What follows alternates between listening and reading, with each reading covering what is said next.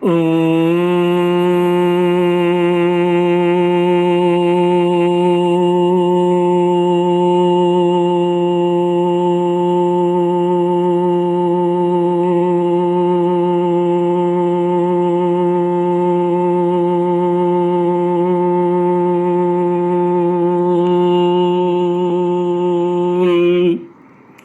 श्री गुरुचरण कमलेभ्यो नमः।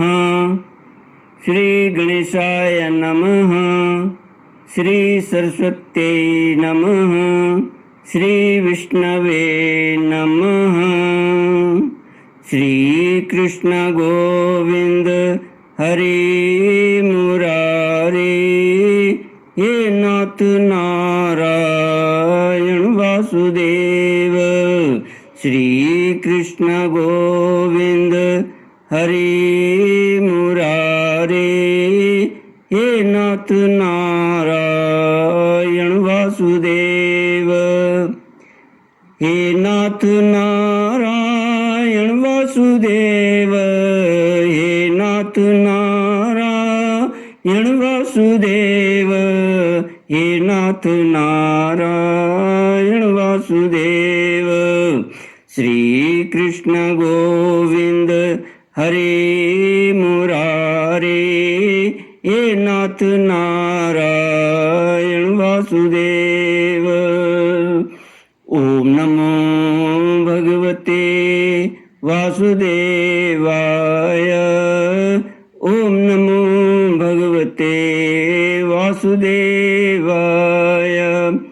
ओम नमो भगवते वासुदेवाय। ओम नमो भगवते वासुदेवाय। ओम नमो भगवते वासुदेवाय।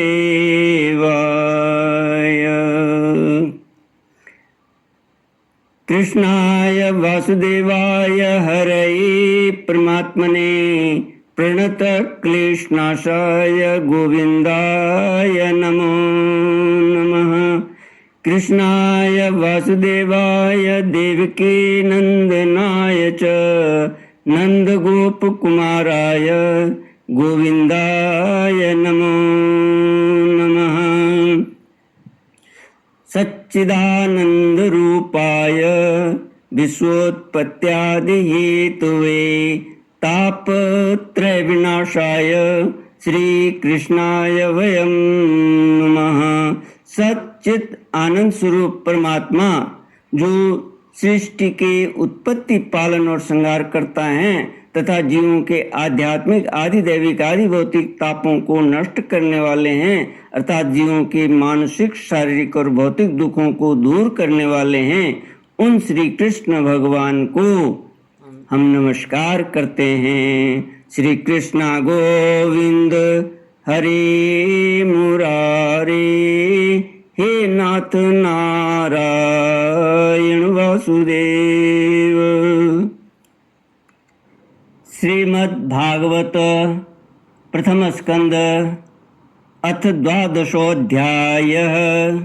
शौनक उवाच अश्वत्थाम्नोपसृष्टेन ब्रह्मशीर्षणोरुतेजसा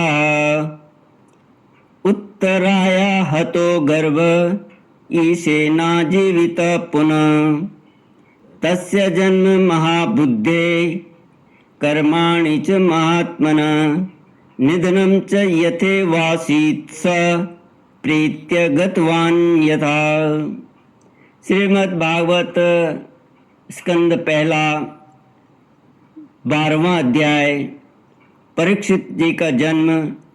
श्री सौनक जी ने कहा, अश्वत्थामा ने जो अत्यंत तेजस्वी ब्रह्मास्त्र चलाया था उससे उत्तरा का गर्भ नष्ट हो गया था, परंतु भगवान ने उसे पुनः जीवित कर दिया। उस गर्भ से पैदा हुए महाज्ञानी महात्मा परीक्षित के, जिन्हें सुखदेव जी ने ज्ञानो उपदेश दिया था, जन्म कर्म मृत्यु और उसके बाद जो गति उन्हें प्राप्त हुई वह सब यदि आप ठीक समझें तो कहें हम लोग बड़ी श्रद्धा के साथ सुनना चाहते हैं। सूर्य ने कहा, धर्मराज युधिष्ठिर अपनी प्रजा को प्रसन्न रखते हुए पिता के समान उसका पालन करने लगे। भगवान श्री कृष्ण के चरण कमलों के सेवन से वे समस्त भोगों से निःस्पृह हो गए थे। शौनक आदि ऋषियों, उनके पास अतुल संपत्ति थी। उन्होंने बड़े बड़े यज्ञ किए थे तथा उनके फलस्वरूप श्रेष्ठ लोकों का अधिकार प्राप्त किया था। उनकी रानियां और भाई अनुकूल थे। सारी पृथ्वी उनकी थी। वे जम्बू द्वीप के स्वामी थे और उनकी कीर्ति स्वर्ग तक फैली हुई थी। उनके पास भोग की ऐसी सामग्री थी जिनके लिए देवता लोग भी लालायित रहते हैं, परंतु जैसे भूखे मनुष्य को भोजन के अतिरिक्त दूसरे पदार्थ नहीं सुहाते, वैसे ही उन्हें भगवान के सिवा दूसरी कोई वस्तु सुख नहीं देती थी।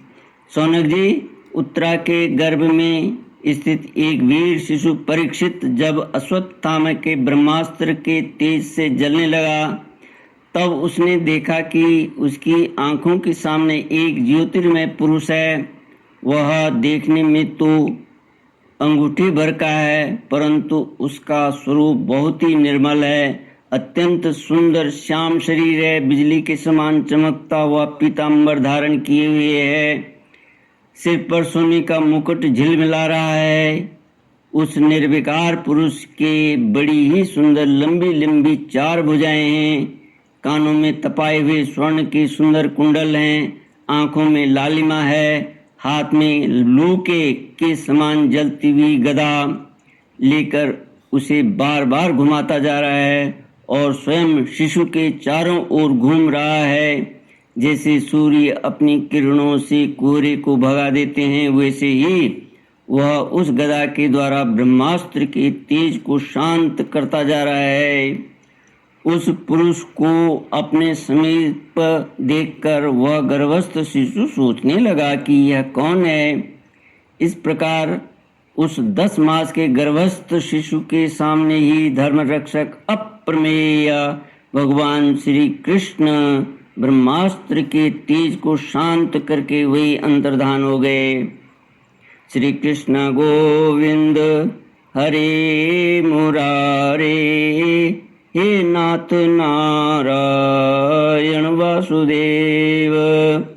तदनंतर अनुकूल ग्रहों के उदय से युक्त समस्त सद्गुणों को विकसित करने वाले शुभ समय में पांडु के वंशधर परीक्षित का जन्म हुआ।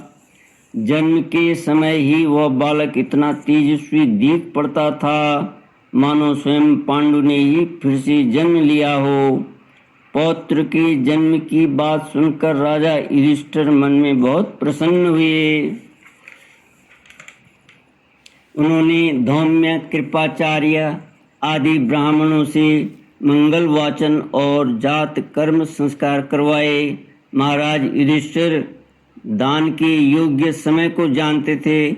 उन्होंने प्रजातीर्थ नामक काल में अर्थात नाल काटने के समय ही ब्राह्मणों को सुवर्ण गौएं, पृथ्वी, गांव, उत्तम जाति के हाथी घोड़े और उत्तम अन्न का दान दिया। ब्राह्मणों ने संतुष्ट होकर अत्यंत विनयी युधिष्ठिर से कहा, पुरुवंश शिरोमणे, काल की दुर्निवार गति से यह पवित्र पुरुवंश मिटना ही चाहता था, परंतु तुम लोगों पर कृपा करने के लिए भगवान विष्णु ने यह बालक देकर इसकी रक्षा कर दी, इसीलिए इसका नाम विष्णुरात होगा।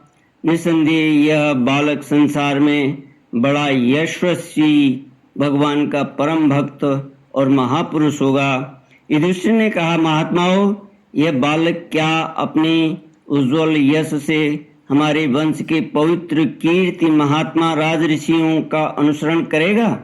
ब्राह्मणों ने कहा, धर्मराज, यह मनुपुत्र इक्ष्वाकु के समान अपनी प्रजा का पालन करेगा तथा दशरथ नंदन भगवान श्री राम के समान ब्राह्मण भक्त और सत्य प्रतिज्ञ होगा।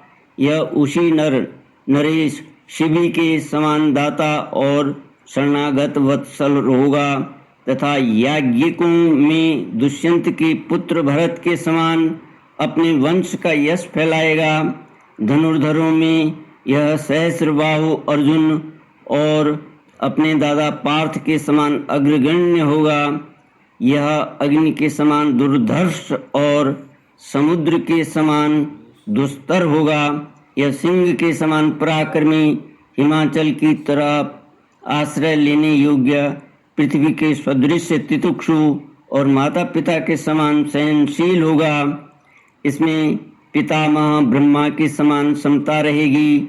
भगवान शंकर की तरह यह कृपालु होगा और संपूर्ण प्राणियों को आश्रय देने में यह लक्ष्मीपति भगवान विष्णु के समान होगा।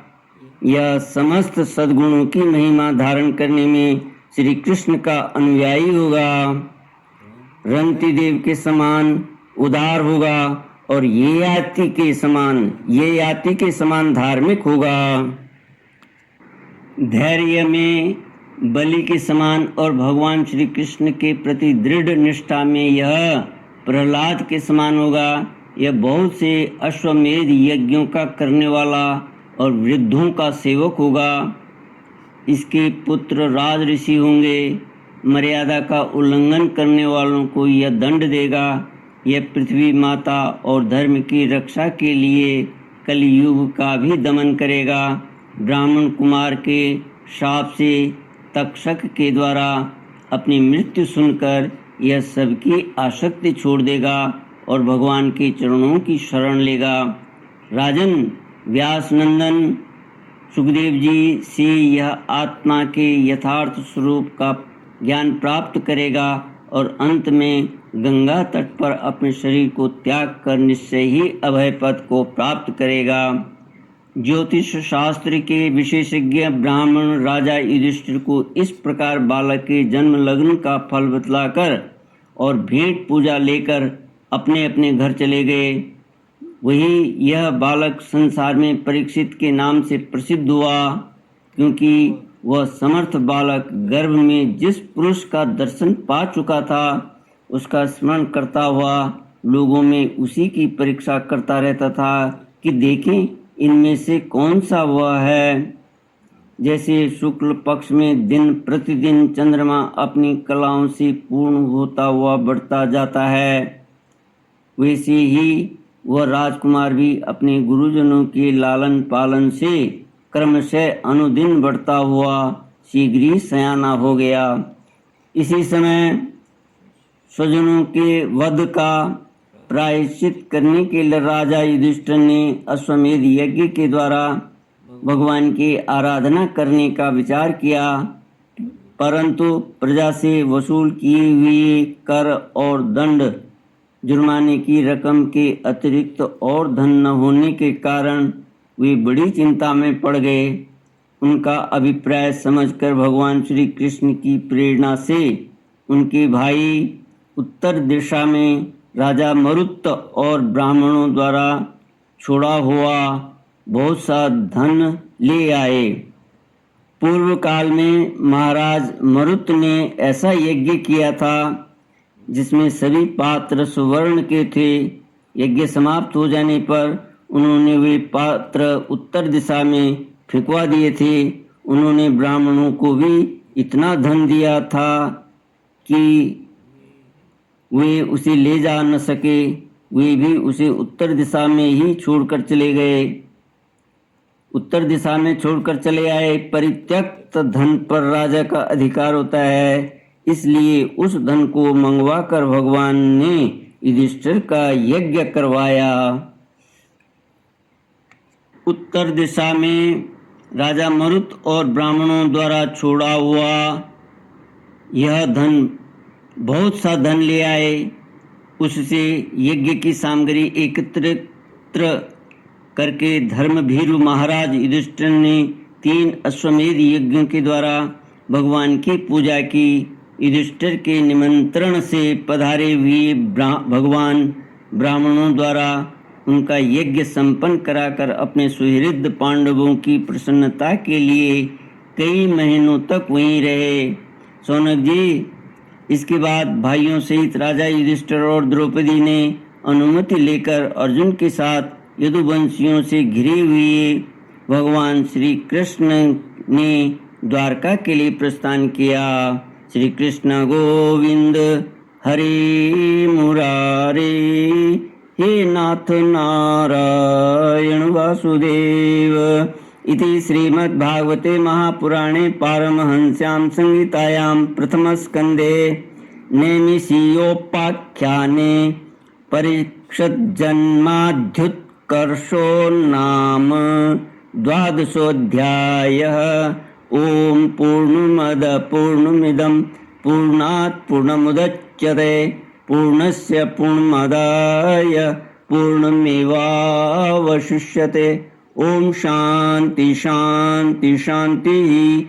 हरि ओम। श्री गुरुभ्यो नमः। हरि ओम।